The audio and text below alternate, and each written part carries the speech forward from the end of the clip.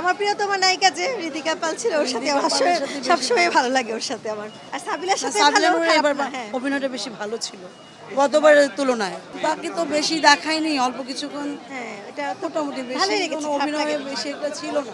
ওনার বয়সের তুলনায় ওনাকে ভালো আর বেশি ইয়াং দেখিয়েছে। না ভালোই লেগেছে। আমি তো শাকিব খানকে আগেও মানে আমি অনেকবার দেখেছি এফডিসিতে, আমি যতবার গিয়েছি শাকিব খানের সাথে আমার ছবি তোলা আছে, ওনাকে আমি অনেক দেখেছি। তো বয়স তো একটু হবে, এটা তো না কিন্তু বয়সটা বোঝা যায় না, না না অনেক কম বয়সে রকেস্টার হিসেবে রকেস্টার লেগেছে, অনেক কম বয়সে লেগেছে। রকেস্টারের মতোই লেগেছে। হ্যাঁ হ্যাঁ আসলে এটার সাথে তুলনা করা যাবে না, ওনাদেরটা ওনাদের, আমাদেরটা আমাদের। তো আমাদের বাঙালি, আমাদের নায়ক, আমাদের কাছে আমাদেরটাই সেরা, তাই না? অনেক মানিয়েছে, অনেক মানিয়েছে। ওনার যে এজটা আমরা তো জানি ওনার এজ কেমন, তারপর সেই তুলনায় রকেস্টারে ওনার অনেক কম, মানে অনেক কম লেগেছে। না, সেটা না, সেটা আইডিয়া তো ওনার মধ্যে 45 45 হবে হ্যাঁ, কিন্তু ওনাকে আরো কম মনে হয়েছে। না 35 মনে হয়েছে। 35 মনে হয়েছে। না উনি তো মানে উনি বাংলা মুভির জন্য উনি অনেক স্ট্রাগল করছে, সেটা আমরা দেখছি আমাদের স্কুল লাইফ থেকে। আমি যখন 8-9-এ পড়ি তখন থেকে ওনার স্টার্টিং।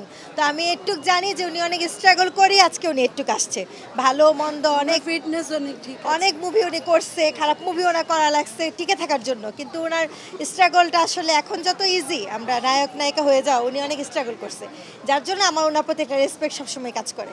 সেজন্য আমি ওনাকে আসলে পছন্দ করি।